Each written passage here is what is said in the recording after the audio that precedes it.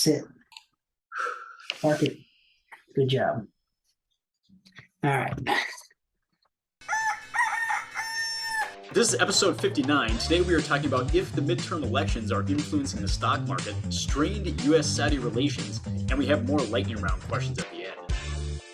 US markets are the strongest they have been since June, and some investors are suspicious of the timing as the midterm elections are only days away.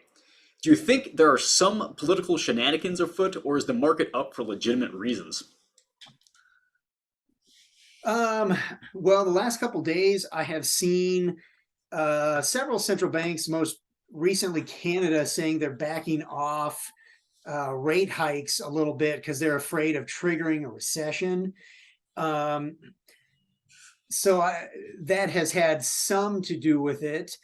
I think in general, though, if you look at historic midterm stock market performances, this year has been kind of an aberration. They usually kind of muddle along. This was at least according to Schwab's research. This year has been a pretty down year, and there's reasons for that. You know, commodity prices, energy prices, supply chain issues, things like that have really hammered stocks. But usually in the wake of midterms, stocks tend to do a little better because investors predict new Congress, new spending, that kind of thing. We're about to have divided government, so I don't know if there's going to be significantly new spending, but at the very least, if the U.S. government can't screw things up as much as maybe it has been because of divided government, maybe stocks are doing better because of that. I don't necessarily think there are shenanigans. We'll probably get to that a little more when we talk about the U.S.-Saudi relations issue. I guess we'll see what the Federal Reserve does. So far, they're not destroying anything. Maybe they'll follow suit. Maybe they'll follow suit with other central banks in slowing down rate hike increases, and maybe stocks are improving on that news. So I guess we'll see, but I think it's interest rates most of all. I wouldn't say that there's any political shenanigans going on. I think the midterm elections are certainly affecting the markets. Even if the markets have been trending upward recently, I wouldn't use the word strong either. Not to be a Debbie Downer, but they're only up about 8% from their year-to-date lows.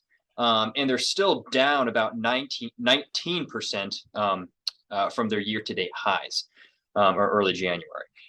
Really, I think markets are just behaving as they would based on history leading up to midterm elections.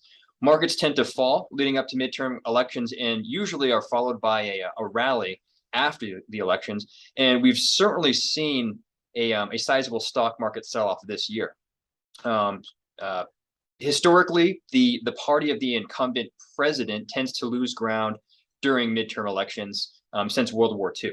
The president's party since World War II has lost an average of 26 seats in the House and an average of 4 seats in the Senate. And also based off history, as we're experiencing now, investors tend to sell stocks right ahead of the midterms. And that could be for a few reasons. Generally, new members of Congress, they try really hard in their first couple of years in their seats with the hopes that they can have something for their party to show for in the second 2 years and hopefully get reelected. And I think we've certainly experienced a high degree of that over the last 2 years. Just look, there's been a ton of spending, a ton of stimulus. There's been a lot of printing of money, a lot of policy being thrown at us. Inflation is really high. And quite frankly, I think everyone's just ready for it to stop. Markets are in desperate need of a breather. And I think the best way for that to happen is if there's political gridlock. And that looks probable. And I think markets are starting to absorb that in, and they might be increasing a little bit based on that prospect. Point blank, the stock markets are more efficient when the government is less efficient.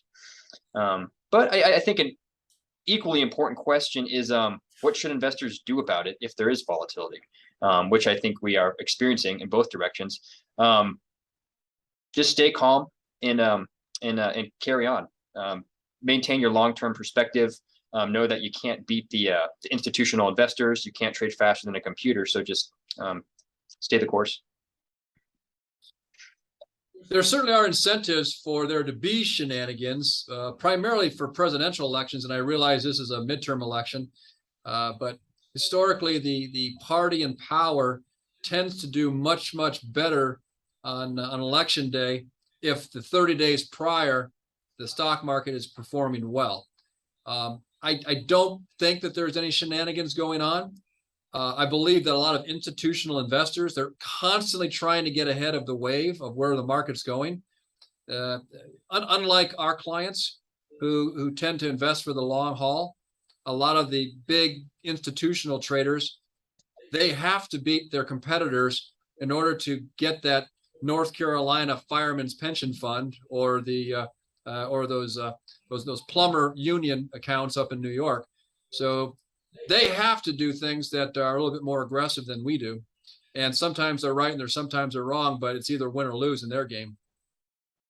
Quite frankly, I suspect that investors, particularly on the institutional side, are sensing a Republican win in both the House and the Senate. And they realize that the chairmanships for all of those committees are going to go over to Republicans, and to what Tom was talking about with divided government, and Drew, you alluded to it as well, is that with divided government, it generally is very friendly for investors. The government that doesn't work essentially allows the rest of us to work. And we could see huge booms next year if that in fact occurs. And we don't have to look that far back in history to see that. If you take a look at the 1994 elections, the midterms for Bill Clinton in his first term, the revolutionary wave of Republicans that took over the House and Senate that gave us Newt Gingrich and the contract with America, stock market boomed from 1994 to 2000. And we saw something similar for all of the rhetoric about Barack Obama running the economy into the toilet. The reality was at the 2010 elections, when the Tea Party came in as a big wave and basically shut down all the initiatives of the Obama administration for the next 6 years, it was a wonderful time to be in the stock market. In fact, we rode that bull market until the end of last year. So I'm confident that there's sunshine on the horizon for investors. And I think that institutional investors are seeing the same thing. And that's causing the early rally that we're seeing this year that we normally don't see until after the election. My ultimate goal with this question was to get everybody to say the word shenanigans, and I think I succeeded. So Right. That's a wrap. So that's a win for me. Maybe I'll just mic drop and leave now. But no.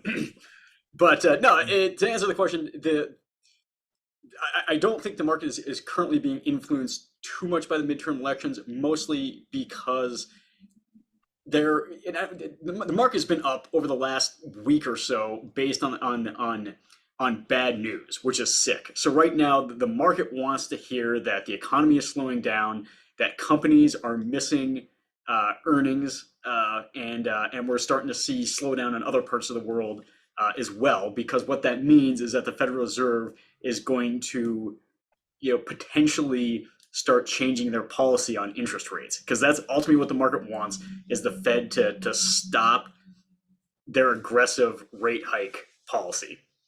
And that's been the primary focus. So anytime we get hiring's less, wages are down, anything that's bad, that the market is going to be, in a very sick way, is going to be positive. So, and you do get some optimism over the fact that gridlock does help the markets. So, and again, what the markets are looking for is stability. If we have a divided government and we have a Fed that's going to ease up on interest rate policy, that's great, because that means everything's going to be, relatively steady for, I don't know, at least a year, possibly 2 years, before the next election, and enough time for the Federal Reserve to kind of gauge how their interest rate policy is done. And the fact that they've been so aggressive, and we're starting to get, as of last week, increasing comments or increasing analysis that says European economies, world economies, and the U.S. might be headed for at least what they call a mild recession is good news from the markets. So, and traditionally, markets tend to bottom before the economy does, and some people are speculating that that's what's going on. But as we learned in June, is that you can have all the optimism in the world, and the Federal Reserve still comes out and says that we're not changing our policy. You could see a very rapid whipsaw. And so that's something we're going to be mindful as well. So, to what Drew said is that you don't want to base your trading decisions off of it, because you have to be careful. But ultimately, it seems like it's fairly independent of I don't think there's any political shenanigans going on, at least at this point, or not to any extreme degree. All right. So the U.S. and the Saudi governments are at odds over OPEC's recent decision to cut oil production, which has the effect of raising oil prices. The U.S. accused Saudi Arabia of kowtowing to Moscow, while the Saudis say that the decision was purely based on economics. The Biden administration is in the process of reevaluating the U.S.-Saudi relationship. Do you think, or what kind of strain do you think this, what kind of impact do you think a strained U.S.-Saudi relationship will have on the U.S. economy? And does the U.S. even need a relationship with Saudi Arabia? Yeah, so strained U.S.-Saudi relations probably won't have too big of an impact. I tend to think that the U.S. media has overblown the importance of Saudi Arabia's oil in the American market. Very little of Saudi oil makes it to the United States. Saudi oil really is important to other parts of the world, particularly like East Asia, which does impact the U.S. economy. So it's not like when the Saudis raise oil prices by cutting production, that it won't affect the United States at all. That being said, the United States hasn't really needed Saudi oil in several decades now, other than keeping our allies fueled up around the world. But the United States has largely been able to go its own way from an energy standpoint for a while now. So I don't believe that the Saudis are kowtowing to Moscow. I think they see an opportunity to make a ton of money, and they're taking it. For now, the United States may suffer a little bit, especially people buying gasoline at the pump.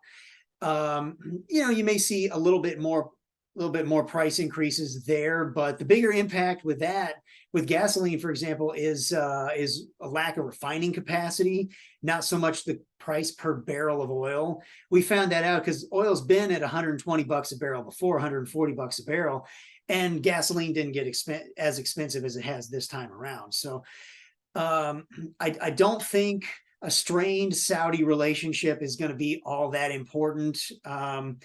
Middle East security is less important to the United States now than it was 20, 30 years ago, when the United States was more reliant on oil imports than it is now.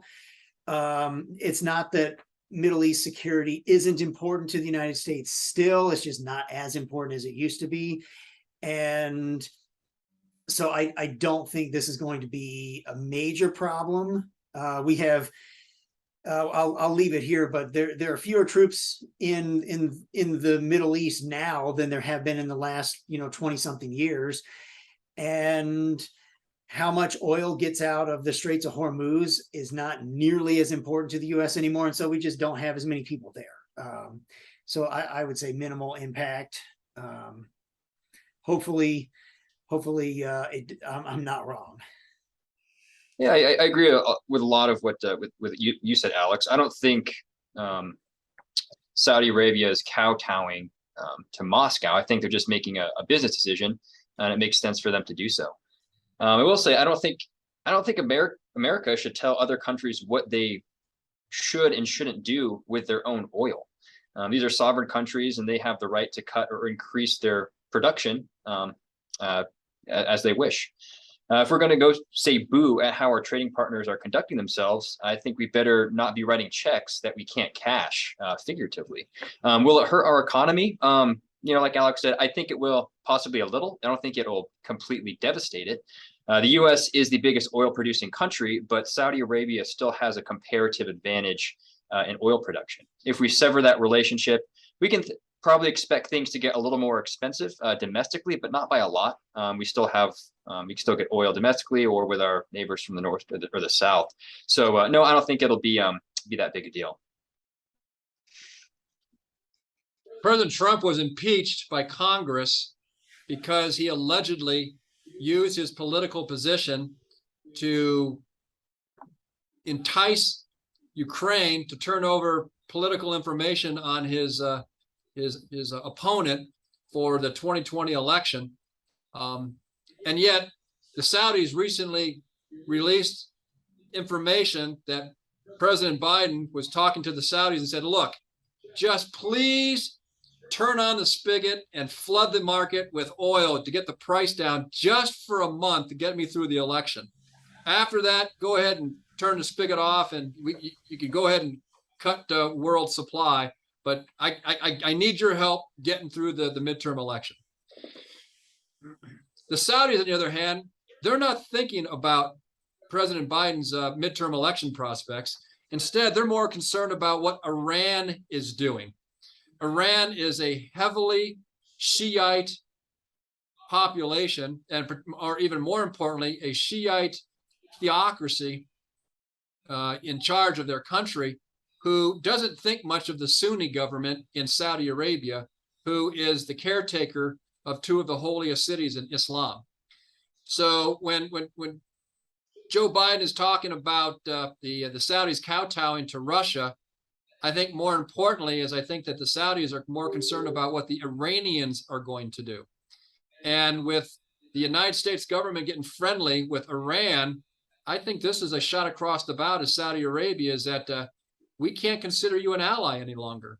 You essentially are emboldening our enemies to do us great harm, and yet you want us to do something nice for you.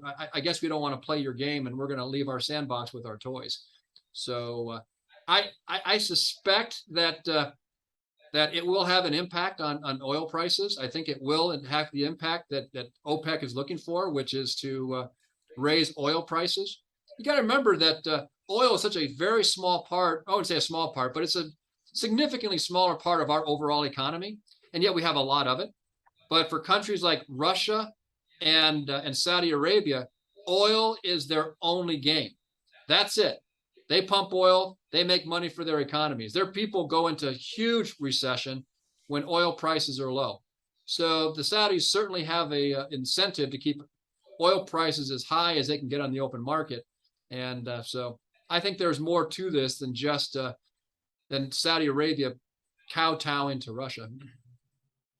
Yeah, agreed. And the thing that's different about Saudi Arabia is there's only like 5 people that run the country. And from what I've read is that the relationship with Saudi Arabia has been a lot more personal than a relationship with like China or any other country, because you basically have a small group of people that runs it.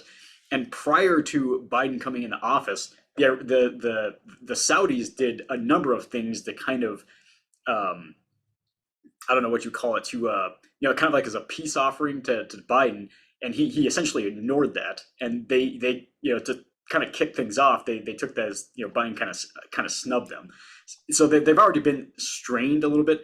Kind of like you guys said, I don't think it's going to have a terrible impact on the U.S., but what it could impact is countries like Germany, Italy, South Korea, basically U.S.'s allies, where they say, at least for right now, they're basically telling them, look, you can't get oil from Iran.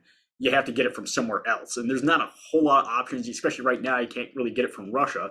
So that basically leaves Saudi Arabia and the U.S. So if they're getting their oil from Saudi Arabia, the Saudis, want to stick it to the U.S. and increase the price of oil and make it harder for their allies, and hurts their economies. I mean, that could come back and hurt the U.S. economy. But basically, like Joe said, if the U.S. is starting to get friendly with Iran, and historically, Saudi Arabia, Israel, they've all been kind of that's been the U.S. has had a lot of tried to have influence in Saudi Arabia to get the Middle East to kind of be on their side against Iran. So if the U.S. is going to change policies, obviously Saudi Arabia is going to have a lot of issues with that. If they want to stick it to the U.S., they'll stick it to their friends, which is Germany, South Korea, Japan, raising oil prices. If that's what they actually did, I don't know. I mean, like Joe says, they have a lot of incentive to keep the oil price high, because what do they call it? Dutch disease, when your entire Yes. yeah. So you basically outsourced every other means of production for your company except for the production of oil. So they have no other economy besides oil production. So yeah, they have some legitimate incentive to keep the price of oil high. So whether this was directly at Biden or just self-preservation, it's hard to tell. But the U.S. and the Saudis, they're two countries that really don't. They had they're mutually dependent on each other. U.S. needed it for Middle Eastern stability and oil price stability, and the Saudis need the U.S. for military protection and some their technology and equipment. And the countries really don't like each other, but they're kind of mutually dependent on each other. And we'll have to see how much the U.S. wants to get involved with Iran. If they don't, then they're probably just going to be stuck together, and this is just a little spat. All right, so we'll move on to the lightning round.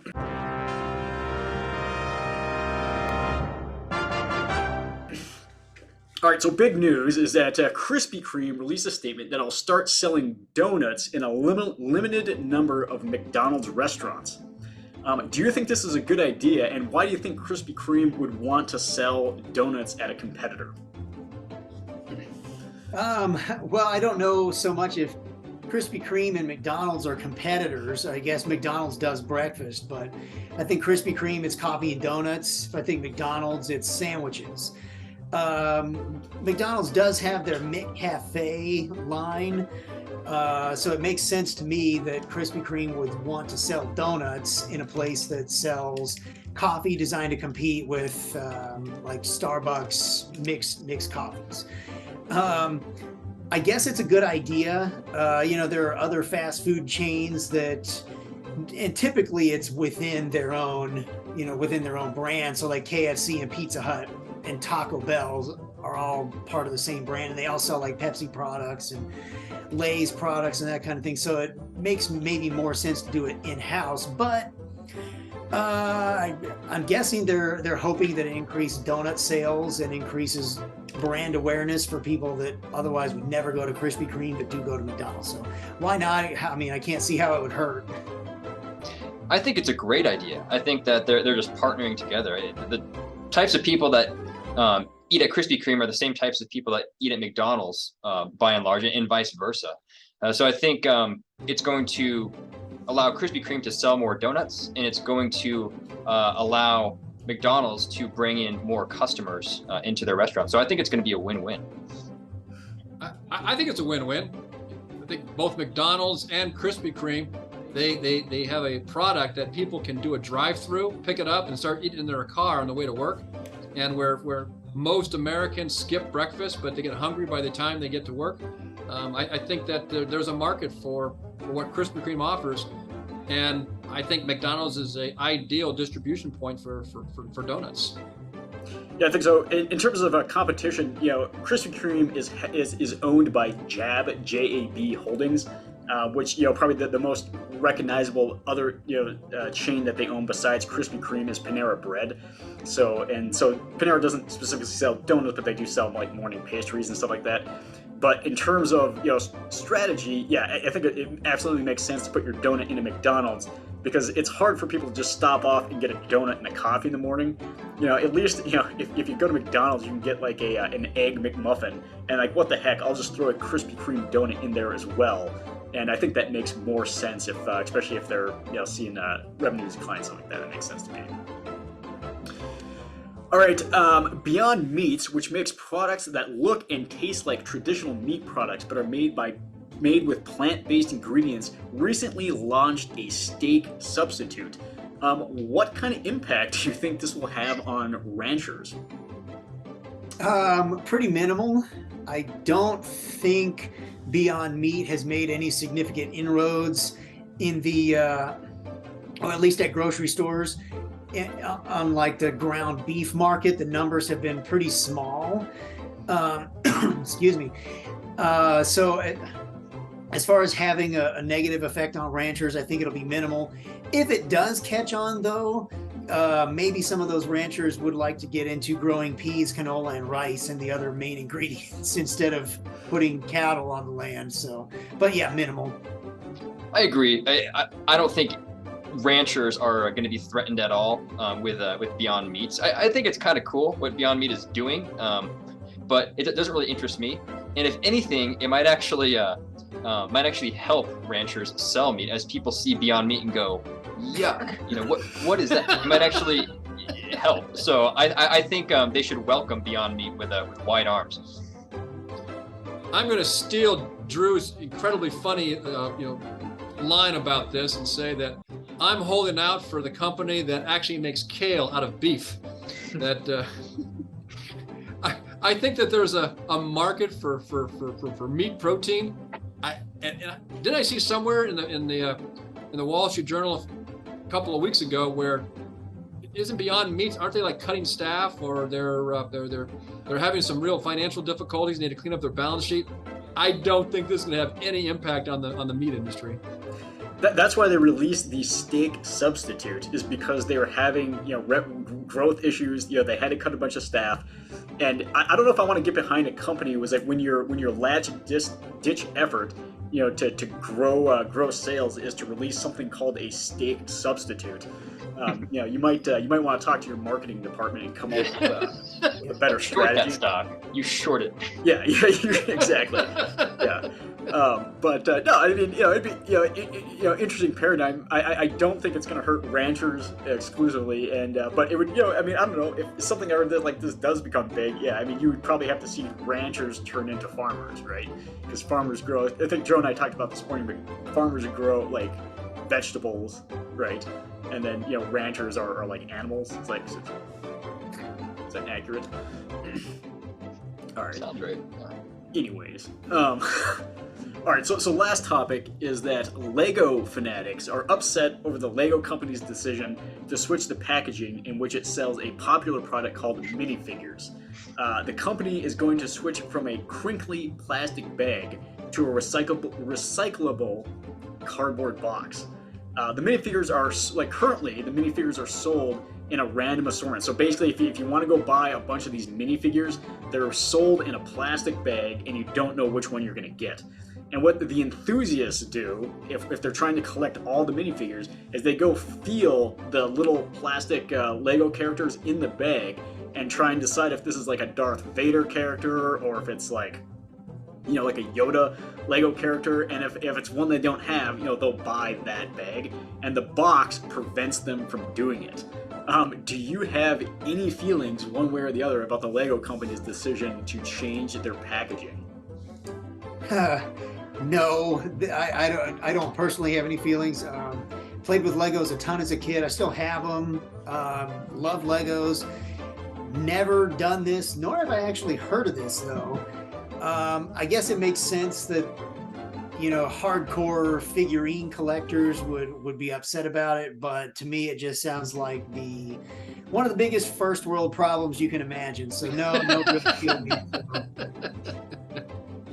I think this is hilarious because what Lego is trying to do is they're trying to go green, and I can't think of anything more environmentally unfriendly. Well, there's a lot of things more environmentally unfriendly, but Legos are they're terrible for the environment. They take, I think, on average 1,300 years to decompose. They end up in the oceans, they pollute, they destroy coral reefs, animals eat them. So to change the package in an effort to appear green is ridiculous, and all you're going to do is upset your consumer base. Just stick to the bags. Obviously, they're making a marketing firestorm by this whole issue. I think it's brilliant for them to do it from a marketing perspective, because they're getting way more social media marketing than they ever did with their original advertising budget. But all I know about Legos as a kid is that my brother and I would sit behind the furniture and we would catapult the pieces at each other. I don't know if I actually ever made anything with Lego blocks, but they certainly make fun projectiles. You seem like a kid that would, use them as projectiles, but I'd say that there's nothing new under the sun in that we've been down this road before with baseball cards. If you're collecting baseball cards, one of my first memories is getting a pack of baseball cards, and you'd open it up, and the first thing you look for is make sure that you didn't get any duplicates of ones that you already have. And then if half the pack is cards that you already have, you basically wasted your parents, a couple bucks on cards. So, we've been through this issue before. So, I would just say to this generation, suck it up and just buy the bag.